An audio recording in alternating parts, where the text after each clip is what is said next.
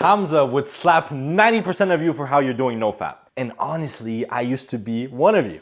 I struggled with corn addiction for 10 years of my life. There's some days where on average I used to jerk off 5 times per day to that shit. When I found nofap, I thought it would save me. But what ended up happening is probably what happened to most of you. I ended up getting stuck in this rat race, this nofap streak counting rat race, trying to fight my urges with willpower. Obviously, it didn't work. And it wasn't until I discovered these 5 rules that I finally got to break free. And since then, I founded the Off Corn Academy, where I've helped hundreds of men do the same. If you are still stuck, be honest with yourself. This video is for you. These are the 5 rules Hamza taught me about quitting corn for good. Rule number 1, get out of the nofap cult. Please. It is just a plaster solution. Like all of the corn blockers out there, or the apps, or the nofap streaks, it is all plaster solutions. It might work for a while, maybe for a few weeks. Just like if I point a gun to your parents' head and I said 6 months without corn, or I shoot them, yes, you're gonna quit. But what's gonna happen as soon as I remove the gun and I say your parents are safe forever?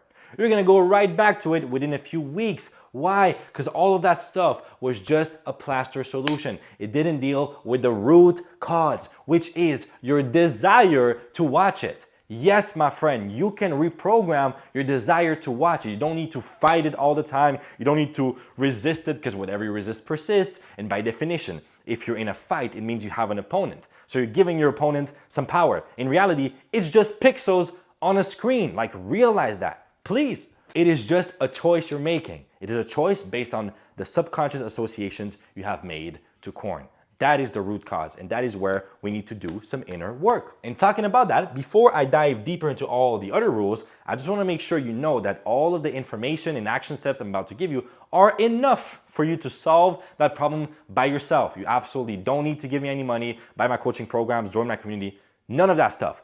But in all honesty and transparency, it's also just generic information, meaning it's applied to everyone.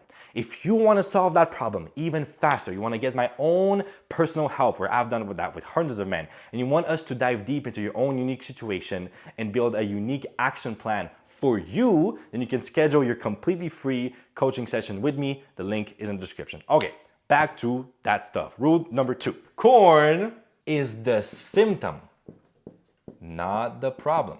Not the problem. You want to know what corn actually is? It's a coping mechanism. That's it. Coping is a universal human experience. We all need to cope with difficult human emotions. And if someone tells you, oh no, I never need to cope, I just focus on doing the work. Sure, my brother, maybe that's how you cope. Everybody needs to cope. It's just that. Some people choose crack, other people choose corn, and other people choose stuff like meditation. That's why I say meditation is masturbation. The point is, the reason you watch corn isn't just because it gives you pleasure, it's enjoyable. You are escaping some difficult emotions and you're looking to meet an emotional need. That is why it's a symptom. Something is happening in the background of your life. Maybe it's shame, insecurity, not feeling good enough, looking for a sense of achievement, loneliness, all of that stuff. So in a way, corn addiction is actually a blessing in disguise. That's why I've made videos. My most popular video actually is me talking about why I'm actually grateful for corn addiction, because it gives you a sign. It's like a compass that something is happening within you and that you need to heal some stuff. And when you aim to create a life so blissful, you don't even need to escape from it. That's when real freedom happens. All right, rule number 3. Identity comes first. Boom. I want to share with y'all one of the patterns I've noticed with all the people I've served. I call it the shame cycle, the deadly shame cycle.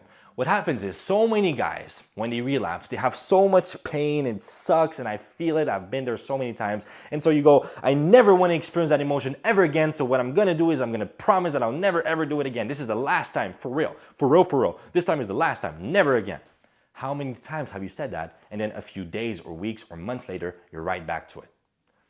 What does that do to your identity? It gives you an identity of a weak man that cannot be trusted. And every time you do it, it reinforces it. And that's the deadly cycle. And since self-esteem equals self-trust, you're kind of fucked.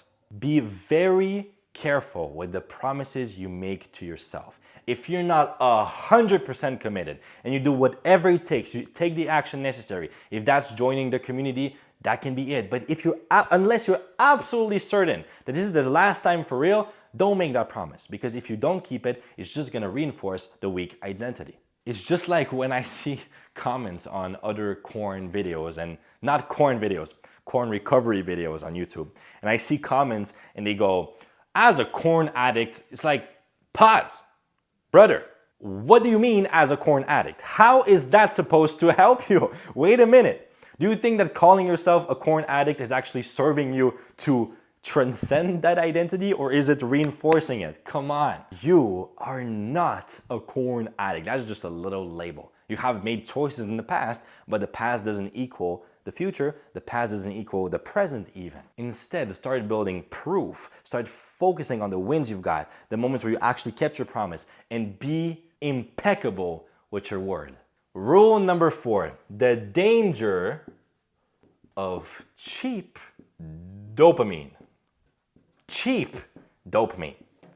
So many people, ever since the whole dopamine detox thing has become popular, so many people have somehow gotten the belief that all dopamine is bad and I should just stop dopamine. It's like, wait a minute. Dopamine is a system that has been built within your brain through evolution over tens of thousands of years, that has been designed to optimize your life for survival and reproduction. It's a beautiful system that has allowed us to survive as species. Dopamine is not the problem. The problem is the modern lifestyle that makes absolutely ridiculous amounts of dopamine available for insanely low effort. That's what I call cheap dopamine. Now, a teenage boy in his room, broke-ass guy, has nothing going on in his life, can have access to more beautiful naked women than the #1 king thousands of years ago. And that might not be the root problem, but you know, most guys, when they look at that, their subconscious belief is still, the subconscious mind cannot make the difference between imagination and reality. So looking at that, their subconscious mind goes, oh, look at us winning. Look at us like achieving so much. We were reproducing with all these beautiful women. So what it does is it gives you, again, incredible reinforcement for little or no effort, which means how are you gonna find motivation to actually do something worthwhile in your life? Your brain is not stupid. It's being objective. It looks at the reward and goes, okay, we've achieved everything we need to achieve. Why would we strive for anything? It can truly fuck you up very deeply. Use the dopamine system correctly. Give yourself rewards for stuff that actually took effort. That's the beauty of delayed gratification. Last but not least, rule number 5. Not beating your meat, beating corn requires brotherhood. Brotherhood. Now, in all transparency, obviously Hamza is biased by saying that. And I am too. I have a free community that you can join. And yes, this rule is maybe biased towards that. But isn't that the truth? Don't we become the sum of the 5 people we spend most time with? In my personal experience, every single time I've gotten closer to someone who's making more money, who has more confidence, he's more successful with women, automatically my life transforms in that direction. It's automatic. It's crazy. And when I was on my journey of corn recovery, I didn't have a brotherhood, unfortunately. And so many people are in that position, which is one of the reasons why I created mine. And it's completely free. Perhaps, you know, it doesn't require, like you can do it alone, but it will just take so much more time. And why would you waste time? Why would you not make your life easier and just speed up the process of recovery? Remember, you don't rise to the level of your goals. You fall to the level of your tribe. Even Tony Robbins has said that. People's lives are a direct reflection of the expectations of their peer group. That's one of my favorite teachings of his. It changed my life forever.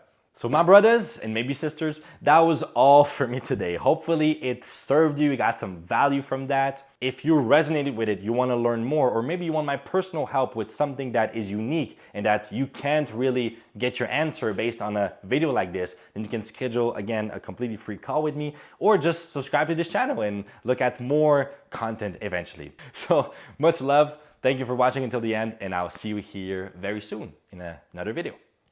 Peace.